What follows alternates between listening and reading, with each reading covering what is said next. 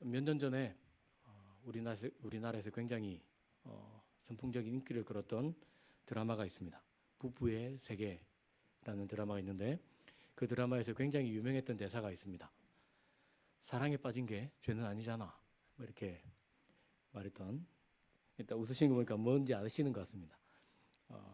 결혼했던 남자가 자기 아내에게 내가 사랑에 빠진 게 죄는 아니잖아. 이렇게 말해서 전국적인 빌런으로 등장했던 그런 일이 있었습니다. 이 현상이 단지 드라마에서만 나타나는 것은 아니겠죠. 그것이 어쩌면 우리나라에 만연한 어떤 성 문제를 잘 보여준 그런 대사나 그런 드라마가 아닐까라고 생각합니다. 이 시대만 그랬다라고 생각하시면 안 됩니다. 고대 사회는 사실 지금 우리의 시선으로 보면 고대 사회의 성문화는 충격적입니다. 지금 우리의 시선으로 보면 굉장히 충격적인데 그럴 수밖에 없었던 것은 그때는 신분 제도였죠.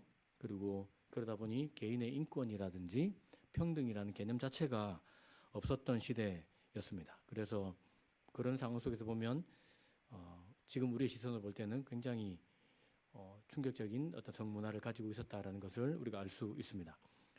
종교개혁 시대가 역사 속에 있었는데요. 종교개혁 시대는 어땠을까라고 생각해 볼 수 있는데 굉장히 엄격했습니다. 성에 대한 어떤 규제 내지는 어떤 사회적으로 통용되는 법이 정말 굉장히 엄격했습니다.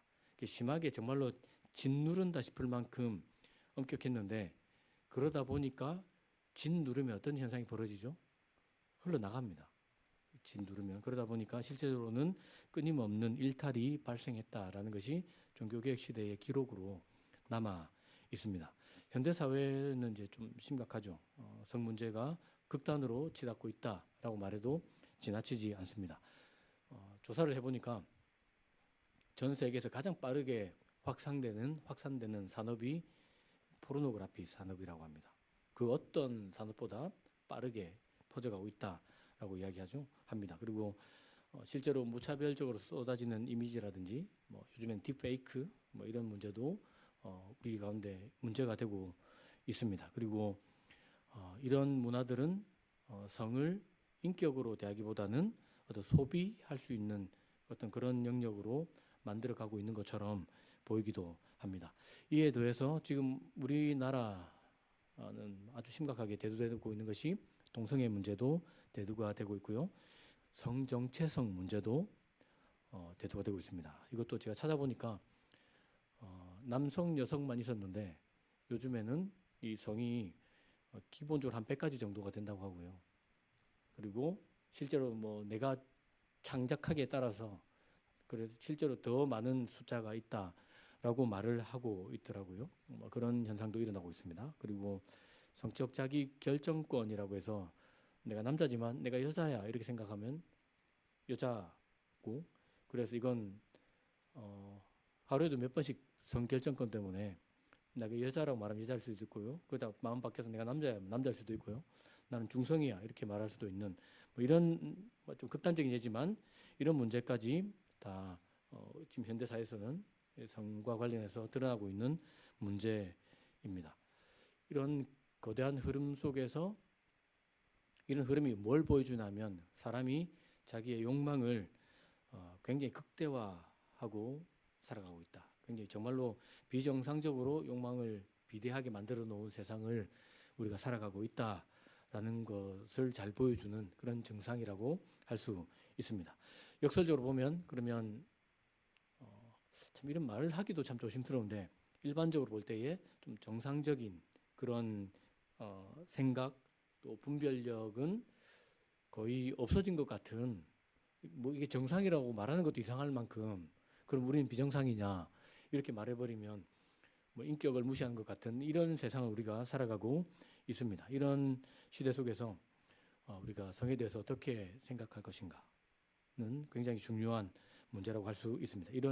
이처럼 경계 자체가 거의 없어지고 흐릿해져 버린 시대 속에서 간음하지 말라라는 이 말씀이 어떤 의미가 있는지 또 이 말씀이 우리를 어떤 삶으로 부르는지를 생각해 보는 것은 굉장히 중요한 의미가 있고 또 또 시적으로도 굉장히 적절할 수 있다라고 우리가 생각하고 있습니다. 할 수 있습니다.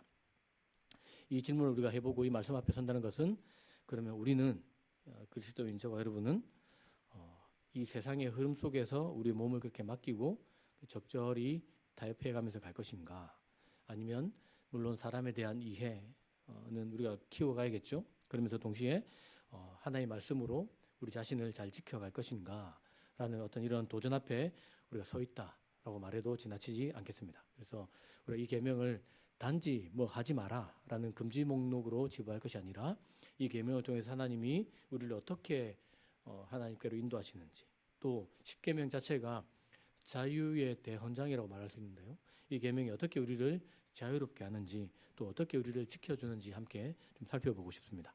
이 계명이 처음 놓은 자리가 좀 중요한데요, 출애굽기 20장 14절 말씀 우리 같이 한번 더 읽어볼까요? 화면 좀 띄워주시고요. 같이 읽습니다. 시작. 가늠하지 못한다. 아주 이 세번역 성경이고 짧은 한 절, 두 단어죠. 살인하지 말라처럼. 이것도 로티나프라는 그냥 딱 두 글자입니다. 딱 두 글자로 되어 있고 어떤 특정 대상 아니면 특정 신분 뭐 이런 것들 전혀 언급이 없이 그냥 가늠하지 못한다. 딱 이렇게 정의되어 있습니다. 그래서 설명을 하려면 한도 끝도 없이 할 수가 있겠고, 또 문장 그대로만 보면 뭐 굳이 이걸 또 설교해야 되나 싶을 만큼 아주 간명한 단어이기도 합니다. 그리고 하나님의 이 말씀은 어떤 타협의 여지를 남겨두지 않아요. 이게 구구절절히 설명하지 않아서 그냥 딱 두 단어로 로티나프 이렇게 해서 어떤 타협 내지는 어떤 이런 부분들을 열어주지 않고 아주 단호하게 말하면서 하나님의 깊은 의도가 담겨 있겠구나라는 것을 이 짧은 두 단어 때문에 우리가 충분히 가늠해 볼 수 있습니다. 그런데 이것을 시대적으로 좀 살펴볼 필요가 있습니다. 우리 시대에 준 것이 아니기 때문에 시대적으로 좀 살펴볼 필요가 있는데, 특별히 이 처음 십계명을 받은 사람은 출애굽했던 사람들이죠. 그리고 그들이 애굽에 있다가 나와서 시내산에 도착했을 때 그들에게 주 대상은 아마 30대에서 50대 정도 되는 성인들에게 이 계명을 처음 주셨을 텐데, 왜 그들에게 주셨을까 생각해 볼 필요도 있겠고, 그들에게 이 말씀은 어떤 의미가 있었을까라는 것도 생각해 볼 필요가 있습니다. 애굽에서 그들이 일평생 살았습니다. 그리고 조상 대대로 살았습니다. 430년 정도. 처음에는 좀 자유롭게 살았지만 이내 그들이 노예로 전락했고 그들이 애굽의 문화 속에서 그냥 그대로 고스란히 노출되면서 살았다는 것을 기억해 볼 필요가 있습니다. 그렇다면 애굽의 성문화가 어땠을까를 질문해 볼 필요가 있겠죠. 왜냐하면 그들이 거기서 살았기 때문에 그것에 너무 익숙해서 그렇습니다. 애굽은 일단 애굽에서 이스라엘 백성은 노예였습니다. 그렇기 때문에 그들은 노동력이었습니다. 노동력. 애굽 사람들의 눈에는 노동력. 그러면 성을 통해서 자녀를 많이 낳으면 노동력이 많이 생기는 그런 수준으로 보았습니다. 이스라엘 백성들에게 성의 개념은 자녀를 낳아서 노동력을 공급해야 되는 그런 문제일 수밖에 없었습니다. 조금 다르게 본다면, 그러면 애굽 시대에는 그 나라에서는 성이 어떤 개념이었을까? 이스라엘 백성의 노동력이었고 그들의 어떤 제의나 예배나 그들이 섬겼던 신들의 어떤 모습을 보면 쾌락의 추구였을 가능성이 굉장히 높습니다. 그게 아니면 애굽의 황제들이나 아니면 그들의 고위층 사람들에게 뭐 상납을 해야 되는 그런 수준에 지나지 않았다고 볼 수 있습니다. 그러니까 가늠하지 말라라는 이 말씀은 애굽의 그런 가치관, 애굽에서 내가 그간 보고 듣고 그것이었구나라고 생각했던 것과는 결별해야 된다라는 그런 이야기라는 사실을 알 수 있습니다. 지금 우리에게 가져온다면 세상에서 그렇게 만연한 성에 대한 개념과는 달라야 된다라는 그런 의미라고 이야기할 수 있습니다. 그 다음에 또 다른 하나는 구약에서 이 단어가 로타나프, 이게 나프라는 단어인데요. 이 단어가 쓰인 용례를 살펴보면 지금 우리가 생각하는 가늠하고 좀 다릅니다. 완전히 개념이 다릅니다. 구약 성서의 그 배경을 놓고 볼 필요가 있는데, 이때는 실제로 정말로 다른데, 이건 왜 다르냐면 그때도 배경이 있습니다. 이스라엘 백성들 사이에서도 일부 다처제가 허용됐습니다. 그렇죠? 우리 성경을 통해서 알 수 있듯이 처음에 하나님이 의도하셨던 결혼생활, 성생활은 아담과 하와 일부 일처제였는데 죄로 타락하면서부터 뒤로 가면 그냥 일부 다처제가 됩니다. 그리고 하나님도 그냥 그것을 허용하셨습니다. 그게 좋다라는 의미가 아니라 허용해 주셨습니다. 이렇기 때문에 일부 다처제의 그런 구조 문제 그리고 이런 여러 가지 그 상황 속에서 가졌던 문제를 보면 이 개념이 지금과는 좀 달라요. 실제로 구약 성경에 보면 간음은 어떤 개념이냐면 남자에게는 해당이 안 됩니다.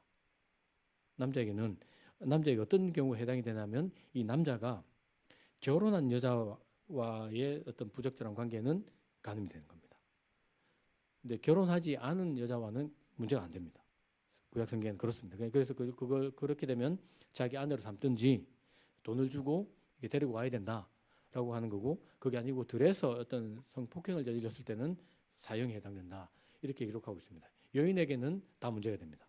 여인은 결혼을 안 했으면 결혼을 해야 되는 거고, 특별히 결혼 관계성 속에서 간음하지 말라가 적용이 돼요. 구약 성경은 결혼의 테두리 안에서 적용이 되기 때문에 이 말씀을 보면 결혼한 사람끼리의 어떤 다른 결혼한 사람과 부적절한 관계는 되지 않는다라는 의미라는 사실을 발견할 수 있습니다. 그렇게 보면 이게 어떤 의미냐면 한 개인의 어떤 욕망 내지는 일탈 이런 문제가 아니라 타인의 삶과 그들의 가정을 보호하려는 데 의미가 있다라는 것을 알 수가 있어요. 그래서 하나님이 간음하지 말라라고 명령했을 때는 다른 사람의 삶을 존중해라, 그리고 다른 사람의 결혼과 그들의 가정을 존중해야 된다라는 의미를 가지고 있습니다. 이걸 나에게로 가지고 오면 다른 사람도 나를 그렇게 존중해서 우리 가정과 우리 부부를 지켜줄 것을 기대하게 만드는 말씀이라고 할 수 있습니다.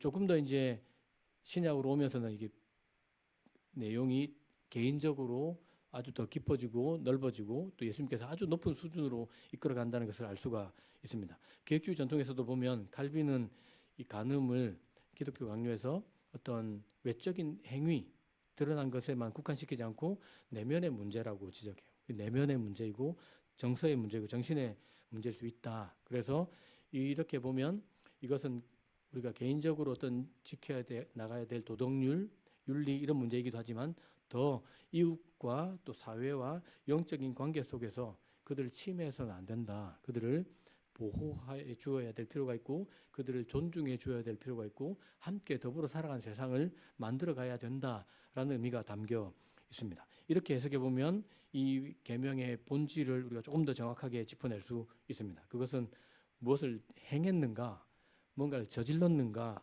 아닌가라는 문제라기보다는 사람을 어떻게 바라보는 거야, 문제. 사람을 어떤 시선으로 보는가. 그리고 하나님이 다른 사람을 어떻게 보라고 말씀하시는가라는 의미로 우리가 해석할 수 있다. 그래서 단순히 뭘 하라 하지 말라, 행위를 규제한다기보다는 어떤 관계를 맺고 어떤 관계성 속에서 살아갈 것인가를 다루는 말씀이라고 할 수 있습니다.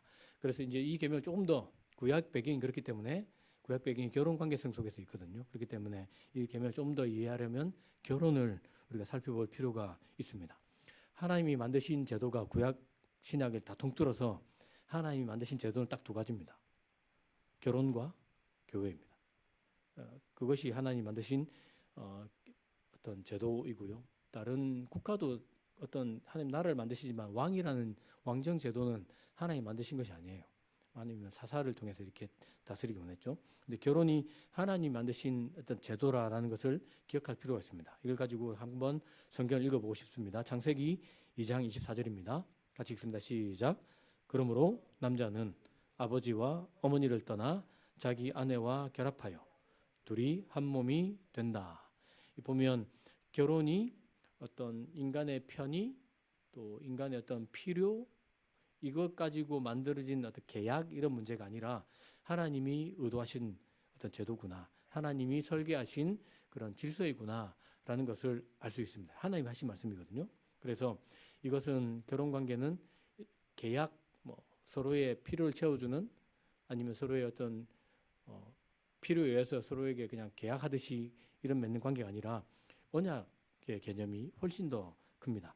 언약이기 때문에 실패할 때가 있어도 다시 신실함을 향해서 나아가야 되고 넘어지려고 할 때도 언약을 기억하면서 언약에 신실할 것을 요구하는 것이 결혼이라고 할 수 있습니다. 그래서 하나님이 원하시는 결혼의 모습은 계약 같은 결혼이 아니라 하나님 안에서 서로를 맡기고 서로를 책임지는 뭐 그런 관계라고 말할 수 있습니다. 이렇게 보면 하나님이 말씀하신 결혼의 의미를 살펴보면 결혼은 자기를 내어주는 그런 사랑 위에 세워진 관계라고 말할 수 있습니다. 이렇게 딱 보면 결혼한 사람들 사이에서 다른 아내를 다른 남편을 이렇게 탐하지 않는 것, 그리고 뿐만 아니라 내 아내와 내 남편에게 헌신하는 것, 이것은 그냥 단순히 뭐 언약을 깨뜨리고 율법을 깨뜨리고 일탈하고 이런 문제가 아니라 하나님 앞에서 언약에 실패하는 것이라고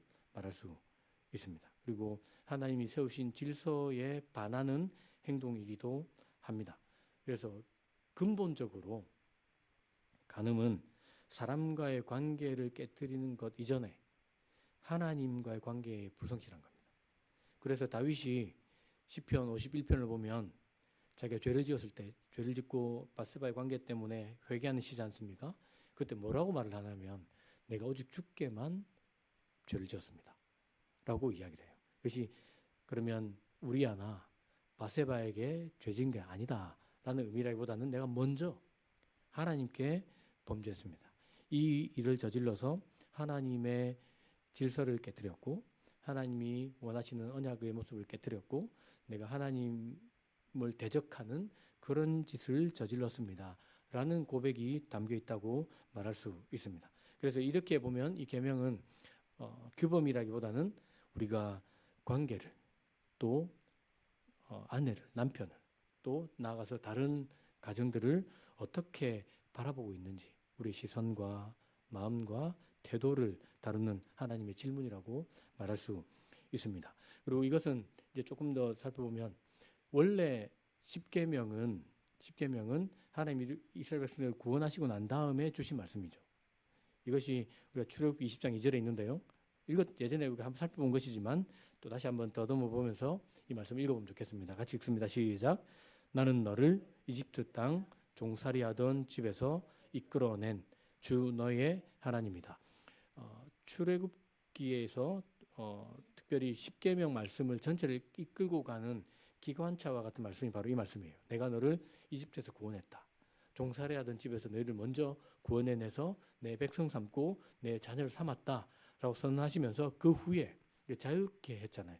종이었는데 자유를 주고 정말로 하나님 자녀를 삼고 난 다음에 이런 은혜를 입었고 내가 이런 존재가 되었으니까 이렇게 살아야 돼 라고 따라나는 것이 십계명입니다. 먼저 자유케 하시고 난 다음에 자유케 된 나의 백성이니만큼 너희가 이런 가치를 가지고 살아가야 된다라는 일종의 가이드라고 할 수 있는데 그 중에 하나가 간음하지 말라입니다. 이렇게 보면 간음하지 말라는 우리의 자유를 억압하는 어떤 그런 문제가 아니라 우리 자유를 지켜가게 하는 하나님의 말씀이라는 것을 알 수 있습니다. 이 시대의 자유를 어떻게 정의할까요? 자유를 정해보세요 하면 참 정의가 좀 어려운데요.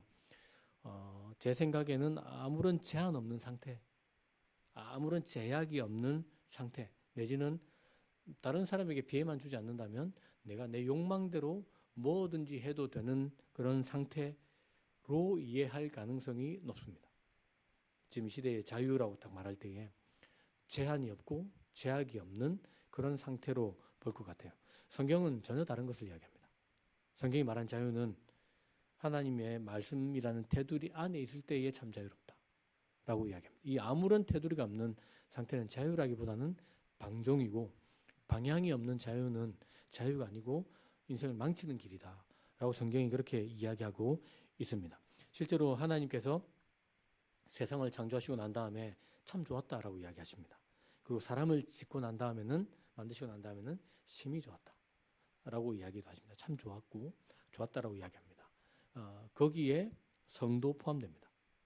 성이 포함되고 하나님은 성을 아름답다, 좋다라고 이야기를 하는 겁니다. 근데 여기서 우리가 기억해야 될 것은 모든 것이 그러하듯이 하나님의 말씀의 테두리 안에 있을 때에 아름답고 선한 것이지 이걸 벗어나면 이걸 깨트리고 나가면 그것은 아름다운 것이 아니다라는 겁니다. 경계를 벗어나 버린 자유는 자유가 아니다. 처음에는 자유로운 것처럼 보이지만 전혀 그렇지 못한 겁니다. 물고기가 물 안에 있으면 자유로운 겁니다. 물 바깥으로 다 꺼내면 엄청 펄떡거립니다. 더 살아있는 것처럼 보일 수 있고 자유로운 것처럼 보이지만 그것은 죽어가는 과정이죠.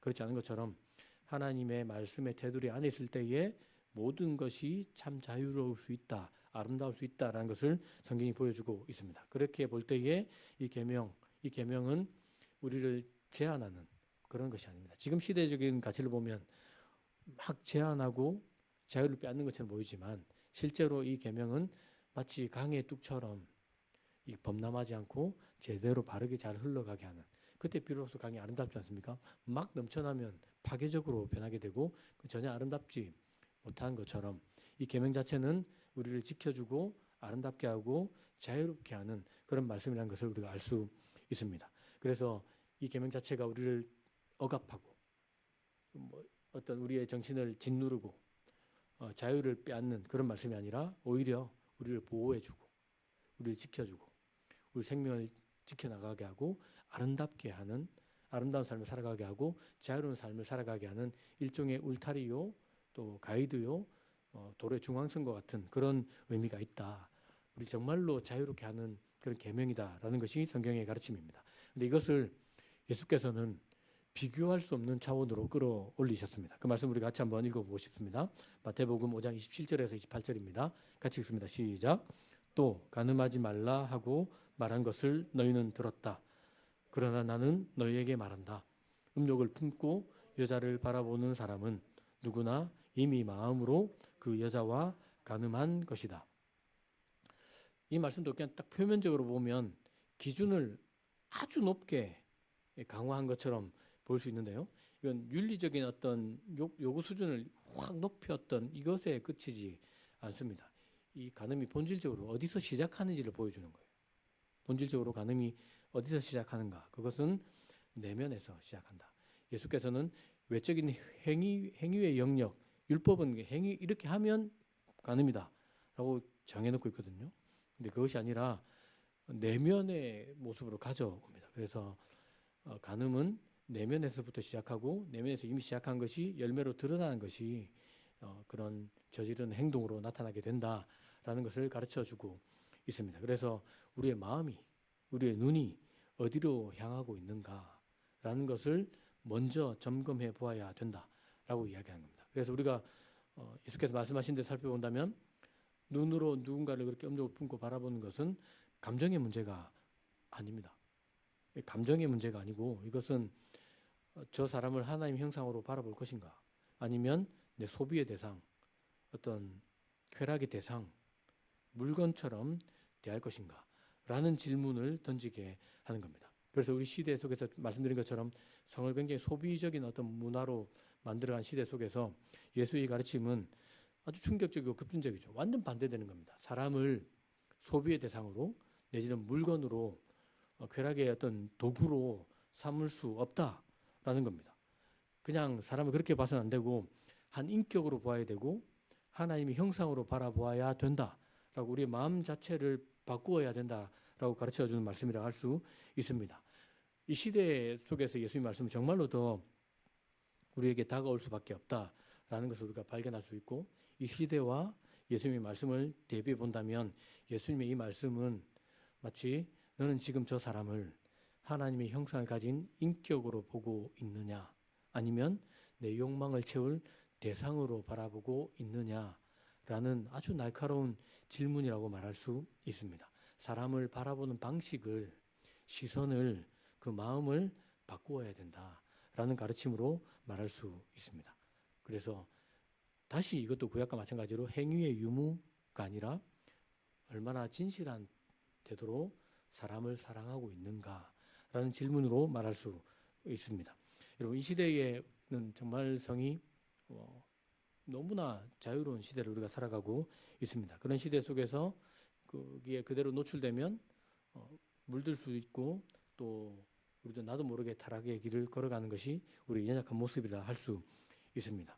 이런 시대 속에서 간음하지 말라라는 계명을 붙든다는 것은 이렇게 말아야겠다, 저렇게 말아야겠다라는 어떤 도덕적 선택이 아니라 세상의 가치, 세상의 흐름, 세속적인 어떤 세계관, 이 것들을 내가 무비판적으로 흡수하지 않겠습니다.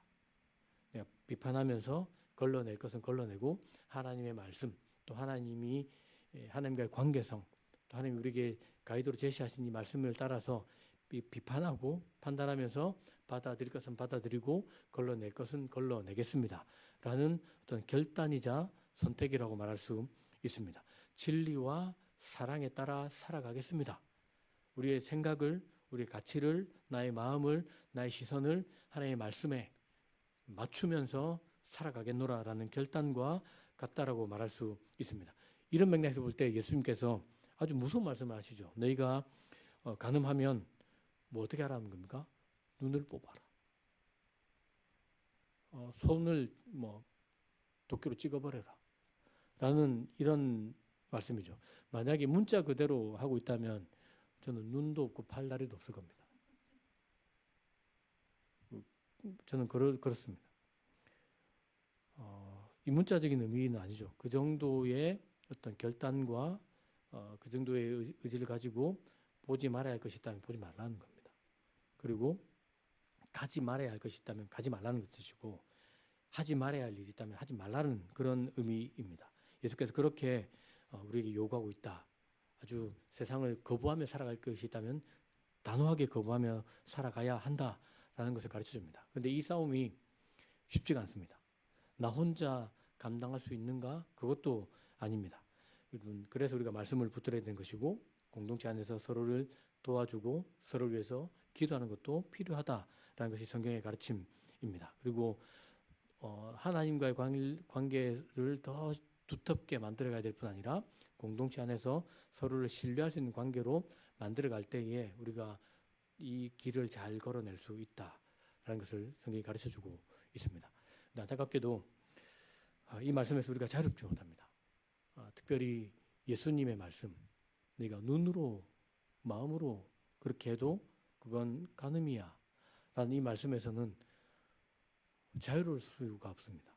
그러니까 그렇게 보면 이 계명에 정말로 실제로 넘어진 적도 있었을 것이고 이 말씀에 예수의 말씀에 비춰볼 때도 얼마든지 우리가 넘어졌던 사람이라는 것을 알 수 있습니다. 그렇게 보면 참 실패자 같고 나는 안 될 인간이구나 라고 느낄 수밖에 없는 것이 우리의 현주소라고 말해도 지나치지 않습니다. 굉장히 부담스럽고 두렵기도 한 것이 우리의 현실이라고 할 수 있는데요. 이런 우리에게 주시는 말씀이 있습니다. 요한복음 8장을 보면 간음하다가 현장에서 잡힌 여인이 나옵니다. 예수를 잡기 위해서 준비한 것처럼 보이긴 해요. 이 맥락을 쭉 살펴보면 여자만 있죠. 남자는 없어요. 그러면 남자는 살짝 빼줬다는 이야기입니다. 그렇다는 것은 예수를 잡기 위해서 계획적으로 했을 가능성이 높겠고 그렇다면은 그 남자도 그렇고 그 여자도 그렇고 그것이 처음 있는 일은 아니었을 가능성이 굉장히 높습니다. 그냥 실제 일상의 생활 속에서 그런 일탈, 간음을 자주 저질렀던 사람일 가능성이 굉장히 높겠죠. 그런 여자를 만나고 예수께서 그 여자 앞에 섰을 때에 하셨던 말씀이 있습니다. 이 여인은 실제로 마음으로도 음욕을 품었고 남자도 같이 있어야 되는데 어쨌든 그 두 사람은 마음으로도 그랬고 실제로도 그랬던 사람입니다. 그것도 한두 번 그랬던 사람이 아니라고 충분히 짐작할 수 있는데요. 그에게 주신 말씀을 우리 같이 한번 읽어보고 싶습니다. 요한복음 8장 11절입니다. 같이 읽습니다. 시작. 나도 너를 정죄하지 않겠다. 가거라. 그리고 이제부터 다시는 죄를 짓지 말아라. 예수님께서 그 여인을 향해서 어떻게 그럴 수가 있니? 라고 말씀하시지 않으셨습니다. 그리고 그 놈은 어디 갔노? 이것도 묻지 않으셨습니다. 몇 번째야? 얼마나 자주 그랬어? 이것도 묻지 않으셨습니다. 죄 없는 자가 돌로 쳐라. 그럼 누구 돌로 칠 수 있는 분이 있죠? 예수님은 돌로 칠 수 있었습니다. 죄가 없으시니까요. 근데 노인부터 어른들부터 젊은이까지 다 사라지고 난 그 자리에서 예수께서 하신 말씀이 사람들 어디 갔니? 다 가고 없습니다. 나도 너를 정죄하지 않겠어. 가거라. 죄가 가볍다라는 뜻은 아닙니다. 그리고 이제부터는 다시 똑같은 죄를 저지르지 말아라. 용서받았으므로 용서받은 자답게 살아라. 이 구약과 똑같죠. 출애굽 먼저 꺼내주시고 그리고 난 다음에 이 말씀 따라 살아가면 좋겠다. 그렇게 살아가거라 라고 말씀하셨고, 예수께서도 현장에서 죄를 저지르다 잡힌 여자는 돌에 맞아 죽습니다. 그런데도 내가 너를 구원해 주십니다. 그 자리에서, 그 절체절명 자리에서 생명으로 건져내 주시고 난 다음에 예수께서 하신 말씀은 가거라. 그리고 간음하지 않으면서 살아가거라 라고 가르쳐 주십니다. 방향을 바꾸어 주시는 겁니다. 회개라는 것 자체가 자신을 미워하는 것은 아닙니다. 우리가 어떤 죄를 짓고 나면 내가 싫습니다. 내가 미워요. 그리고 그것을 반복하면 어떤 생각이 드냐면 네가 그렇지 뭐, 이런 생각이 듭니다. 그런데 참된 회개는 네가 그렇지 뭐, 너 그럴 줄 알았어, 넌 안 돼 라고 자기 자신을 미워하고 정죄하고 짓누르는 것이 아니라 예수께서 하신 것처럼 방향을 바꾸는 겁니다. 그것이 좋다는 것은 아닙니다. 그러나 이게 힘들기 때문에, 이게 괴롭기 때문에 다른 방향으로 살아가면서 다른 방식의 삶을 살아내면서 하나님의 자녀답게 다시금 살아가도록 바꾸는 것이 회개이고, 하나님 그것을 우리에게 원하십니다. 하나님은 우리가 돌이킬 때에 책망하실 수 있습니다. 근데 돌이키기 전에 책망하시죠. 이렇게 살지 말아요. 그렇게 살지 말아라 라고 말씀하시고, 회개하면 용서해 주시고, 그럼 이렇게 살면 좋겠어, 이 길을 살아가거라, 이 길이 정말로 너를 자유롭게 하고 아름다운 삶이고 하나님의 자녀다운 삶이니 이 길을 걸어가거라, 이 높고 거룩하고 아름다운 길을 살아내거라, 그것이 나의 자녀다운 삶이고 내가 원하는 삶이고 내가 너와 함께 그 길을 걸어가겠다 라고 하나님께서 우리에게 말씀해 주시는 겁니다. 그렇기 때문에 우리가 그렇게 살았으면 좋겠습니다. 실제로 실패했든 마음으로 실패했든 우리 실패한 사람인데, 그렇다면 우리가 회개하고 다시 돌아서서 하나님이 원하시는 모습으로 살아가야 하겠습니다. 이렇게 볼 때 이 계명은 우리를 무너뜨리는 이기적인 욕망, 잘못된 욕망, 일탈, 죄로부터 우리를 보호하는 하나님의 말씀이기도 하고, 뿐만 아니라 죄를 짓고 나면 모든 것이 그렇듯이 자유를 잃어버리는데 다시 돌이켜서 하나님 안에서 참 자유를 누려가게 하는 말씀이라 할 수 있습니다. 또한 구약의 율법의 어떤 구약의 배경에서 살펴본 것처럼 이것은 이웃을 사랑하는 삶을 살아가게 하는 겁니다. 이웃의 가정을 존중하고 아름답게 지켜가도록 도와주는 그런 일이기도 합니다. 이것은 나만 그렇게 하는 것이 아니라 누군가도 나를 그렇게 지켜주고 도와주는 그런 율법, 그런 하나님의 말씀, 하나님의 사랑이 가득 담긴 계명이라고 말할 수 있습니다. 그래서 이 계명은 예수 그리스도 안에서 참 기쁨을, 참 자유를 누리며 살아가게 하는 하나님의 그 마음과 뜻이 담겨 있는 계명이라 할 수 있겠습니다. 이 준엄한 말씀 앞에서 우리는 시시때때로 우리 안의 연약함, 또 내 안에 있는 부패함을 정직하게 마주하게 됩니다. 그래서 우리는 예수 그리스도의 십자가의 은혜를 더 구하게 되고 바라보게 되고, 나는 예수님이 아니면 안 될 사람임을 고백하게 만드는 그런 계명이기도 합니다. 이 말씀이 사실 우리를 정말 불편하게 합니다. 그러나 그것은 우리를 불편하게 하려는 것이 아니라 우리를 다시 살리려는 하나님의 은혜의 음성이고 하나님의 거룩하신 뜻이라 하겠습니다. 그러므로 이 말씀 앞에서 찔림이 있다면 하나님 앞에 회개하고, 또 회개하면서 다시 은혜에 반응한 삶을 살아내면서 거룩하고 아름다운 삶을 살아가고 참 자유를 누리는 삶을 살아가고, 이웃을 하나님 사랑하는 것처럼 이웃을 사랑하는 삶을 살아가는 저와 여러분 되길 예수님의 이름으로 축복합니다.